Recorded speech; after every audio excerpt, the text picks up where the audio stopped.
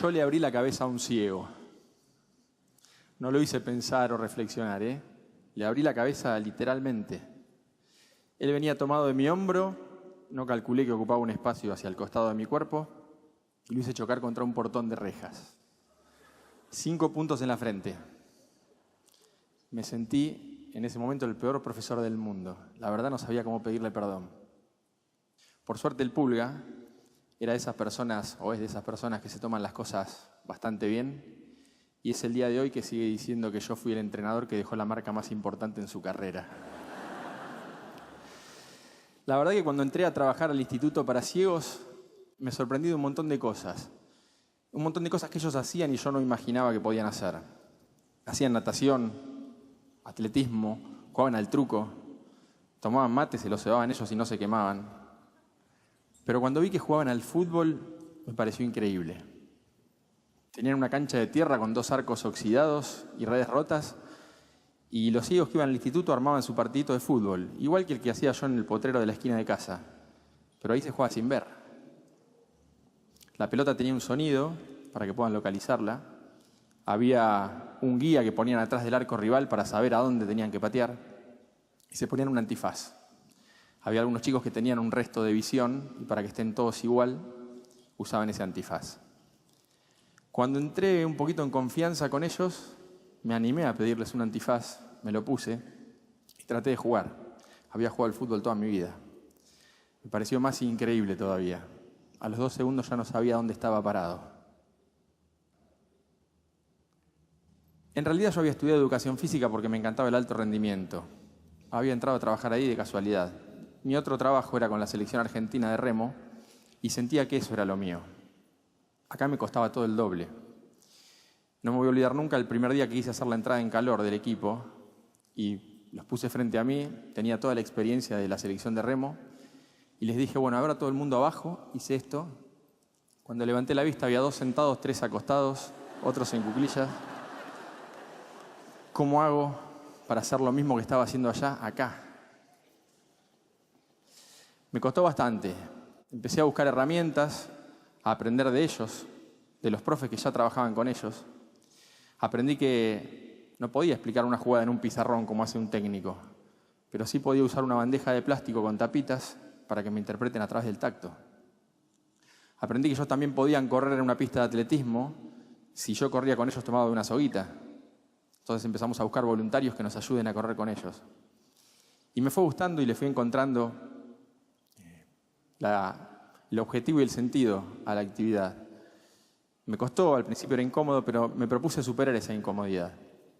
Y llegó un momento que fue, de todos mis trabajos, el que más me apasionó. Creo que fue ahí cuando me pregunté por qué no podíamos ser nosotros también, con los ciegos, un equipo de alto rendimiento. Claro, faltaba la otra parte. Había que ver qué querían ellos, los verdaderos protagonistas de esta historia. No iban a alcanzar ya las 3 horas en la canchita esa de tierra que hacíamos fútbol. Había que entrenar de otra forma. Empezamos a exigir y la respuesta fue magnífica. Pedían más. Entendí que ellos también se estaban preguntando por qué no podían ser de alto rendimiento. Cuando nos sentimos preparados, fuimos a golpear las puertas del CENAR, el Centro Nacional de Alto Rendimiento que tenemos aquí en este país. Nos costó bastante que nos abran, pero nos costó bastante más que los otros deportistas que ya entrenaban ahí nos consideren pares.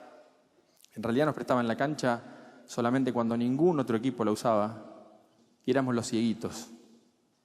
No sabían todos qué hacíamos ahí adentro. El Mundial 2006 fue una bisagra en la historia del equipo. Era la primera vez que se hacía en Buenos Aires y era nuestra oportunidad de mostrarle a los nuestros lo que veníamos haciendo hace un tiempo. Llegamos a la final, veníamos creciendo como equipo y en la final del otro lado estaba Brasil. Había sido el mejor equipo del torneo. Ganaba todos los partidos por goleada. Casi nadie confiaba en que nosotros podríamos ganar ese partido. Casi nadie menos nosotros. En la concentración, en el vestuario, en cada entrenamiento, había olor a campeón. Les juro que ese olor existe. Yo lo sentí varias veces con el equipo, pero recuerdo particularmente el día anterior a jugar esa final. La Asociación del Fútbol Argentino nos había abierto las puertas y estábamos concentrados en AFA, donde concentraba Perón, Higuaín, Messi. Para nosotros era sentirnos una selección de verdad por primera vez. En la charla técnica el día anterior, 7:30 de la tarde, estábamos en el salón y un mozo golpea la puerta, interrumpiendo la charla, para proponernos ir a una iglesia. Nos vino a invitar a ir a una iglesia. Yo trato de disuadirlo diciéndole que no era el mejor momento, que lo dejemos para otro día. Y él insiste diciéndome que por favor los deje llevar a los chicos a la iglesia porque ese día iba un pastor que hacía milagros. Le pregunté con un poquito de miedo a qué milagro se refería y muy suelto me dijo: profe, déjeme llevar al equipo a la iglesia que cuando volvemos estoy seguro que la mitad ve.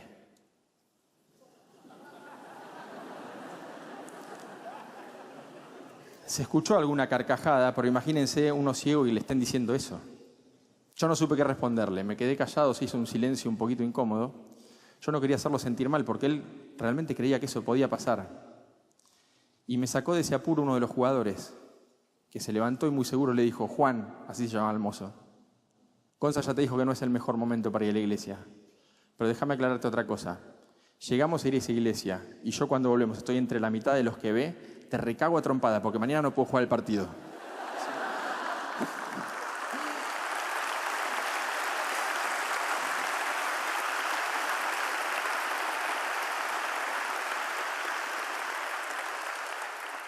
Juan se fue riéndose y algo resignado. Seguimos con la charla técnica. Y esa noche cuando me fui a dormir empecé a soñar en mi cabeza el partido del día siguiente, imaginar qué podía pasar, cómo íbamos a jugar. Y ahí es donde sentí ese olor a campeón que les dije hace un ratito.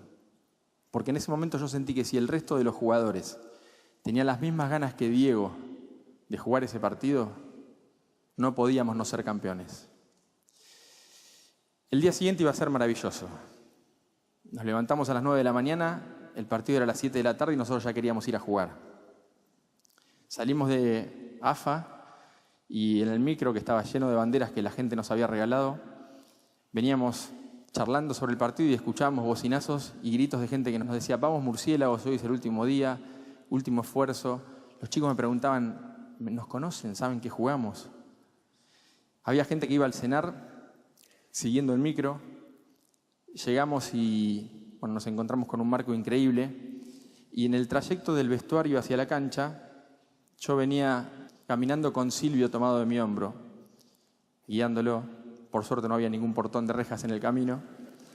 Y cuando llegamos a la cancha, él me preguntaba todo, no se quería perder ni un detalle. Entonces me decía: contame qué ves, contame quién está tocando esos bombos.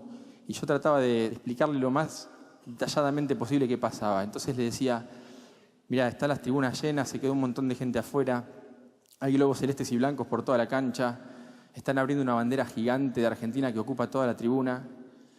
En un momento me interrumpe y me dice: fíjate si ves una bandera que diga San Pedro, la ciudad de donde él vive.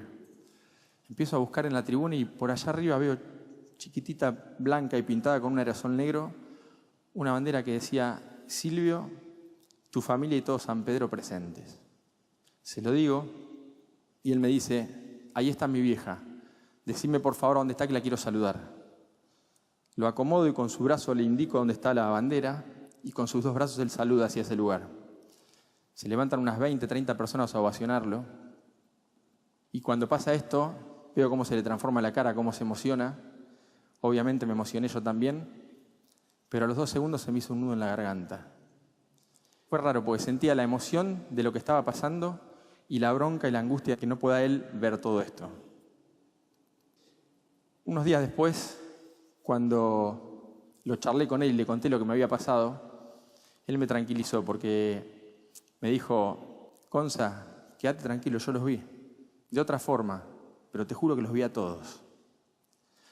Empezó el partido, no nos podíamos quebrar, era la final.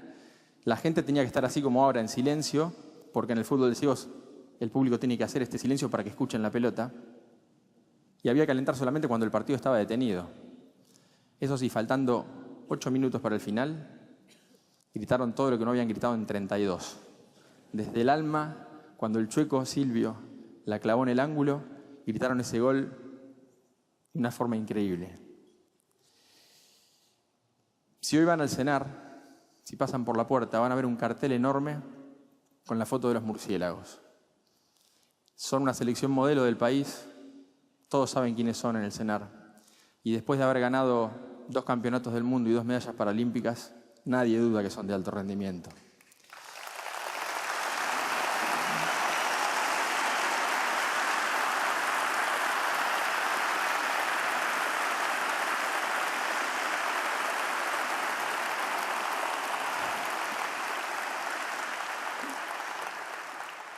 Tuve la suerte de entrenar a este equipo, primero como preparador físico, después como director técnico durante 10 años. La sensación que me llevé o que tengo es que recibí muchísimo más de lo que les di. El año pasado me propusieron entrenar otra selección, la de Power Chair Fútbol. Es una selección argentina de chicos que juegan al fútbol en sillas de ruedas. Son sillas de ruedas motorizadas que manejan con un joystick porque no tienen fuerza en los brazos como para impulsar una silla convencional. Disponen como un paragolpes, como una defensa de la silla que además de proteger sus pies, les permite patear la pelota. Es la primera vez que ellos dejan de ser espectadores para ser protagonistas. Es la primera vez que sus papás, sus amigos, sus hermanos los pueden ir a ver jugar a ellos. Para mí es un nuevo desafío. De vuelta a la incomodidad, la inseguridad, los miedos de cuando empecé con los ciegos. Sí lo enfrento con más experiencia. Creo que por eso desde el primer día los trato como deportistas dentro de la cancha y tratando de ponerme en el lugar de ellos afuera, sin ningún prejuicio, porque como se los trata naturalmente es como mejor se sienten. Los 2 equipos juegan al fútbol, era algo impensado para ellos. Tuvieron que adaptar las reglas para poder hacerlo, ¿sí? Y rompieron los 2 equipos con una misma regla, precisamente la que decía que ellos no podían jugar al fútbol. Cuando uno los ve jugar, no ve discapacidad, ve competencia. El problema es cuando termina ese partido y dejan la cancha y salen a jugar nuestro partido, en una sociedad que establece reglas que los tienen muy poco en cuenta y que no los cuidan. Yo aprendí del deporte que la discapacidad depende en gran medida de las reglas de juego. Por eso creo que si cambiamos algunas de las reglas de nuestro partido, les podemos hacer la vida un poco más fácil a ellos. Todos sabemos que existen personas con discapacidad, las vemos a diario, pero tal vez al no tener un contacto directo con ellas, no somos conscientes de la problemática que enfrentan día a día. Lo que les cuesta subir a un colectivo, conseguir un trabajo, bajar a un subte, cruzar una calle. Es cierto que hay una mayor responsabilidad social en cuanto respecto de la inclusión de las personas con discapacidad, pero creo que no es suficiente todavía. Creo que el cambio debe ser de cada uno de nosotros. Primero dejando de lado la indiferencia hacia ellos y después respetando las reglas que sí los tienen en cuenta, que son poquitas pero hay. Yo le abrí la cabeza a un ciego, al Pulga. Les puedo asegurar que estos 2 equipos también me la abrieron a mí, porque me enseñaron sobre todo cómo hay que salir a jugar cada partido en este hermoso campeonato que es la vida. Gracias.